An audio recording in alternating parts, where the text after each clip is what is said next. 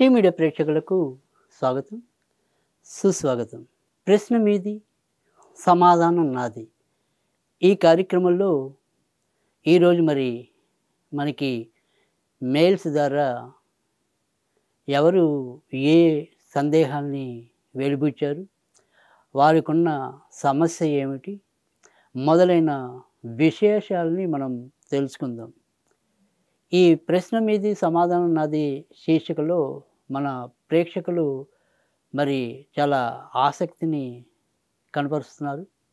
మనకి వస్తున్న వివిధ సందేశాలు ఆ రకంగా వారి యొక్క ఉత్సాహాన్ని, ఆసక్తిని మనకి తెలియజేయటం అనేది జరుగుతుంది. మీ అందరి యొక్క అభిమానంతో ఈ కార్యక్రమాన్ని మనం మరింత ముందుకి జనరంజకంగా తీసుకెళ్లే ప్రయత్నం అయితే చేద్దాం. ఇక ఈరోజు మనకి వచ్చిన ఒక ముఖ్యమైన సందేశాన్ని మీకు తెలియజేస్తాను. నా పేరు లీలావతి. నా సమస్య ఏమిటి అంటే, ప్రస్తుతం మా పిల్లలు విదేశాల్లో ఉన్నారు.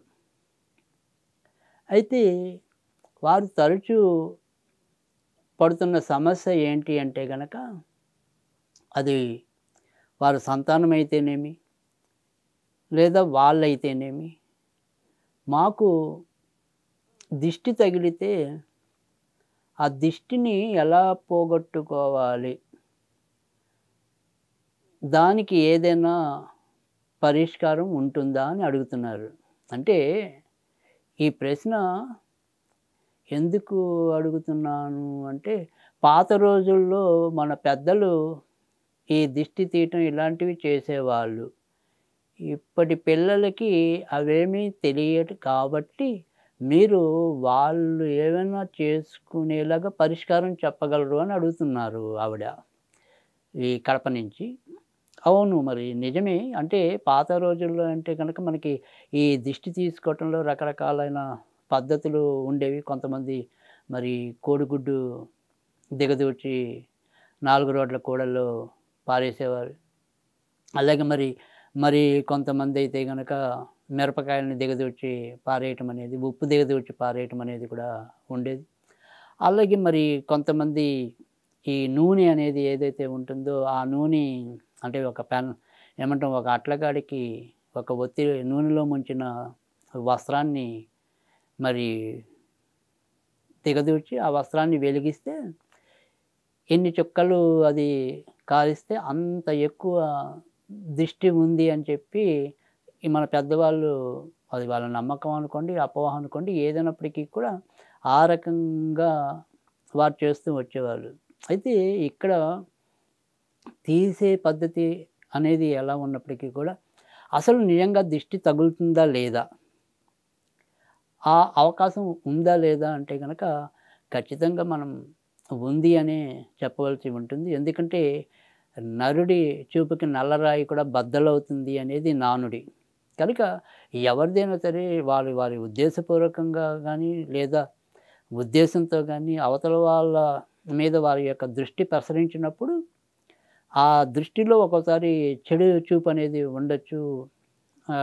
అది ఏదైనా కారణం ఏదైనా అంటే మనకేదో వాళ్ళేదో పాపం హాని తలపెట్టాలని కాదు.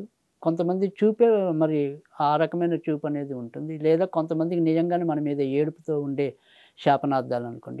ఈ రకంగా కూడా కొంత మన అందాన్ని చూసేవారో లేకపోవటం, లేదా మన సంపదను చూసేవారో లేకపోవటం, ఈ రకంగా కూడా కొంత ఈ దిష్టి తగలటం అంటే దాన్ని నరఘోష అనేవాళ్ళు నరఘోష అంటారు, దిష్టి అనేది దిష్టి అంటారు.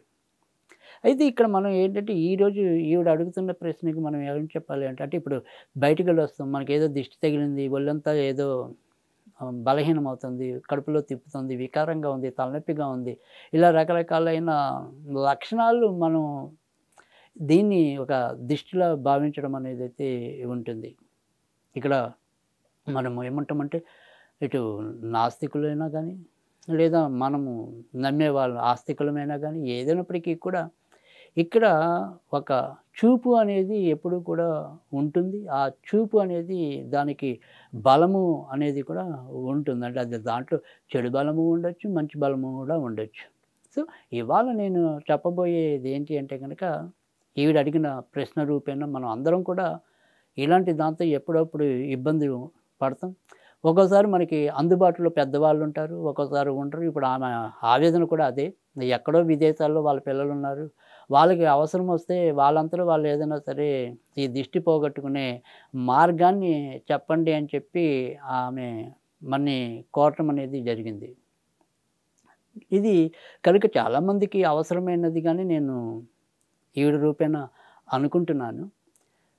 సో, ఆ రకంగా ఎవరైనా సరే ఒకవేళ దిష్టి మనం తీయాలి అంటే గనక ఎలా తీయాలి? ఏ రకంగా తీస్తే ఆ దిష్టి పోతుంది అనే దానికి మీకు నేను ఈ ఒక చిన్న తేలికైన మంత్రాన్ని మీకు చెప్పడం అనేది ఉంటుంది. నిజానికి దిష్టి అనేది మనకి వాడుక పదం. నిజానికి అది దృష్టి, దృష్టి అనేది అసలు నిజమైన పదం. అదే మనకి వాడుక భాషలో అది దిష్టి అయింది.